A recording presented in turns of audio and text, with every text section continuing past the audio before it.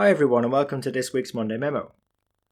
And today I'd like to understand from you, how do you answer the question, what is it that you do for a living?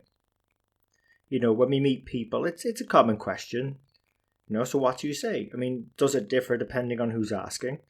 Whether you're at a finance conference, a barbecue, or even out on a first date. How do you answer that question when people ask you, what do you do for a living? Because I think how you respond really influences how meaningful the conversation you have with that other person. Because when I'm sort of talking with members of our audience or other finance and accounting professionals, I just feel perhaps we're setting up barriers at the start of conversations that doesn't give the other person we're speaking with a chance to get involved in the conversation. Because they might have preconceived image of what an accountant or finance professional does. And the simple thing is that most people, or let's say 71% of them anyway, are struggling with most or some aspects of their financial lives, according to Forbes magazine, even in strong economies.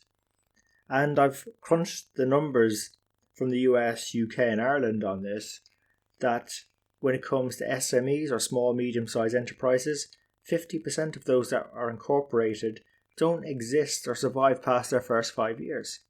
So there's a lot of people out there who struggle with numbers, who don't claim all their tax credits, who do little financial planning and analysis, or seem to find accounting and its terminology around finance very complicated.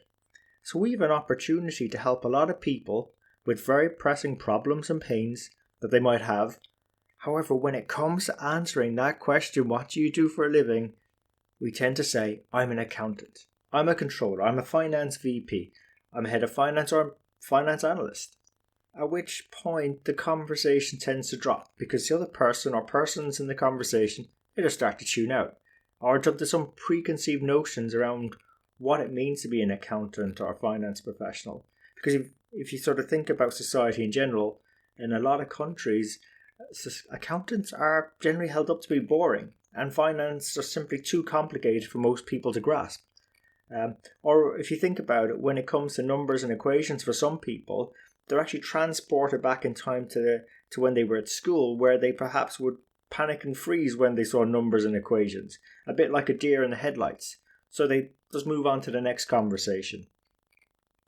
In fact, in his book Homo Sapiens, A Brief History of Humankind by Yuval Noah Harari, he mentions this fact actually, that this reaction is quite natural. It doesn't have to betray a lack of intelligence or curiosity on the part of the other person, because with rare exceptions, human brains are simply incapable of thinking through such concepts, numbers and equations.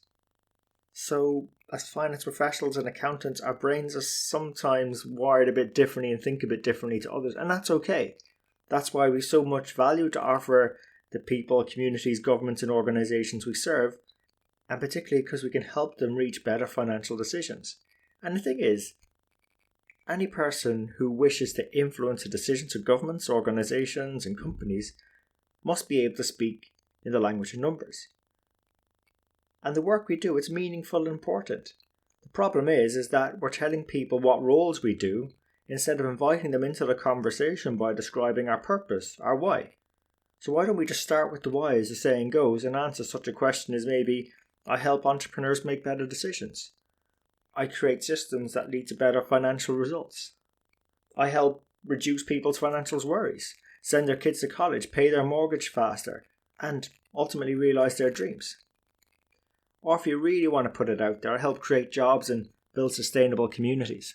So our work does all these things, and our whys might be slightly different, but why not start there first when answering that question?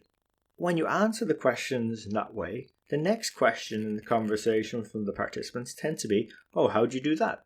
And again, some of us will jump into describing our role in logical terms like, I'm a controller, which means I reconcile bank accounts, ensure policies are being followed, do tax returns, ensure budgets are not overspent. Not very exciting work and not very relatable to people. So instead, how about you try and describe what you do in terms of an analogy?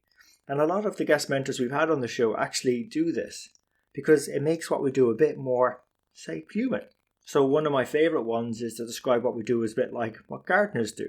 So we understand the conditions that the garden is in. what things we need to tackle first, how to go sort of clear the weeds to go plant the right seeds for the right environment, for the right soil, tend to them, make sure that there's enough light, or cash flow, as we say in business, to go and make sure that it can survive through various different seasons, sort of looking ahead in terms of how planning, and making sure that the garden is sort of, landscaped in a way where the different parts of it work well with each other. Or you could describe what you do like as a bee, perhaps going from flower to flower, collecting various bits of nectar and insight, whilst at the same time sharing those insights with other flowers so that you help them all grow. Because without the flowers, the bees wouldn't exist, and without the bees, the flowers wouldn't be able to cross-pollinate and therefore become stronger species. Or as we had one guest mentor recently describe what he did as a farmer, helping the organisation see round the corner, plan for the seasons ahead, embrace analytics, which a lot of farmers are doing, funny enough now, to improve yields from cows and things like that, even though he works in that pharmaceutical industry. And actual, funny enough, accountants, we came out of the agricultural age. Maybe that's why analogies around sort of bees, gardening, farming is quite appropriate for us. I mean, at the end of the day, we started accounting for the harvest back in ancient Babylonian times, and even in the last millennia, we started collecting taxes for the UK monarchy, and that's where the term bean counters came from. I've also heard about more modern analogies using co-pilots, but I'm probably less comfortable using those. But anyway, ultimately the answers we've been giving as part of getting to know people and starting conversations haven't really been helping our image. And this also reduces the amount of influence we can create with, say, our clients, our organisations, our partners, our communities. So next time when you're asked, what do you do for a living? Start perhaps with why, and then maybe pick a good analogy to describe what you do. Particularly if you want to be involved in a conversation, in a meaningful conversation, that might actually help the other person you're speaking with, as well as you learn more about each other, and potentially lead to a rewarding conversation for all those concerned. So look, hope you enjoyed this episode. If you did, please remember to share it with your friends and colleagues. You can subscribe at all the major platforms: iTunes, Stitcher, SoundCloud, YouTube and Spotify. And we really appreciate you investing your time with us today. So until next time, take care, stay safe, and let's keep on building our strength in the numbers.